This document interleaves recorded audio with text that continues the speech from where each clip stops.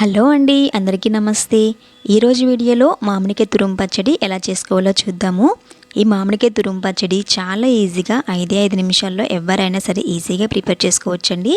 పుల్ల పుల్లగా కారంగా చాలా టేస్టీగా ఉంటుంది. అందరూ తప్పకుండా ట్రై చేయవలసిన రెసిపీ. వేడి వేడి అన్నంలోకి ఈ పచ్చడి వేసుకుని తింటుంటే చాలా బాగుంటుందండి.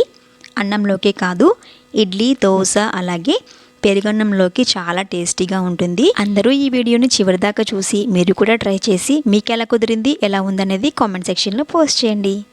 ముందుగా 3 పచ్చి మామిడికాయలు తీసుకుని వీటిని నీటితో శుభ్రంగా కడిగి క్లాత్తో తుడిచిపెట్టుకోవాలి. ఇలా పీలర్తో వీటికున్న తొక్కు మొత్తం కూడా తీసేసి 1 నిమిషం పాటు ఆరనివ్వండి. ఇలా ఆరిన తర్వాత తురిమేది తీసుకుని సన్నగా ఉన్న వైపు ఈ మామిడికాయలన్నీ కూడా పూర్తిగా తురిమి పెట్టుకోవాలి. దీన్ని కాసేపు పక్కన పెట్టేసేయండి. ఇప్పుడు స్టవ్ ఆన్ చేసి కళాయిని ఉంచి ఇందులోకి 1/2 కప్పు వరకు ఆవాలు, 1 టేబుల్ స్పూన్ వరకు మెంతులు వేసుకొని ఎక్కడా మాడిపోకుండా మీడియం మంట మీద దోరగా వేయించుకోవాలి.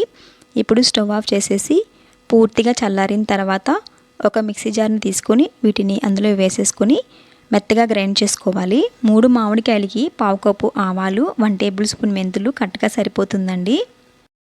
ఇప్పుడు తురుము పెట్టుకున్న పచ్చి మామిడికాయ లెక్క ప్రకారం తీసుకుంటే కొలతలన్నీ కూడా చక్కగా కుదురుతాయి.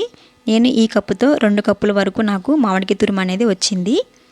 ఈ కప్పుతోనే ఇప్పుడు అన్నీ కూడా తీసుకోవాలి. 2 కప్పులు మామిడికాయ తురుముకి 1/2 కప్పు వరకు ఉప్పును వేసుకుంటున్నాను. కొద్దిగా తక్కువ వేసుకున్న ప్రాబ్లం లేదండి, తర్వాత చూసి కలుపుకోవచ్చు. అదే కప్పుతో 1/2 కప్పు వరకు కారాన్ని తీసుకుంటున్నాను. అలాగే 1 టేబుల్ స్పూన్ వరకు పసుపు, 1 టేబుల్ స్పూన్ వరకు మెంతులు, అలాగే మనము గ్రైండ్ చేసి పెట్టుకున్న మెంతి పొడి కూడా వేసేసుకోవాలి. ఇందులోకి ఒక 10-15 పచ్చి వెల్లుల్లి కూడా వేసుకోండి. టేస్ట్ బాగుంటుంది ఇలా పచ్చి వెల్లుల్లి వేసుకుంటే. ఇదంతా కూడా బాగా కలిసేలాగా మొత్తం కూడా కలుపుకోవాలి.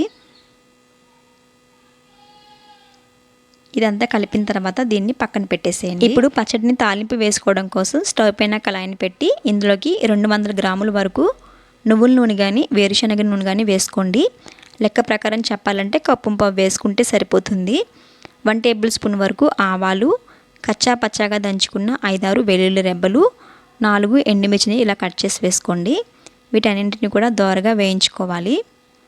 ఇవి కాస్త వేగిన తర్వాత స్టవ్ ఆఫ్ చేసేసి ఇవి తాలింపు వేసేసుకోవాలి. ఇదంతా కూడా బాగా కలిసేలాగా మొత్తం అంతా కూడా కలుపుకోవాలండి. ఆయిల్ మొత్తం కూడా ఇందులో కలవాలి. తాలింపు వేసిన తర్వాత పచ్చడి కొద్దిగా వేడిగా ఉంటుంది. పూర్తిగా చల్లారిన తర్వాతనే మూత ఉంచి 1 డే వరకు అలా వదిలేసేయండి.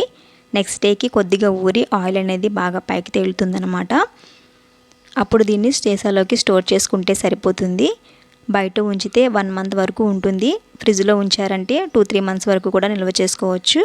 చూడండి, నెక్స్ట్ డేకి ఇలా ఊరి ఆయిల్ అనేది పైకి తేలిందనమాట. ఇంకెందుకండి ఆలస్యం, మీరు కూడా మీ ఇంట్లో తప్పకుండా ఈ రెసిపీని ట్రై చేయండి. మీకు ఎలా కుదిరిందనేది కామెంట్ సెక్షన్లో మీ అభిప్రాయాన్ని తెలియచేయండి. నా ఛానల్ని లైక్ చేయడం, సబ్స్క్రైబ్ చేయడం మర్చిపోవద్దు. మరొక కొత్త వీడియోతో మీ ముందుకు వస్తాను. Take care, bye.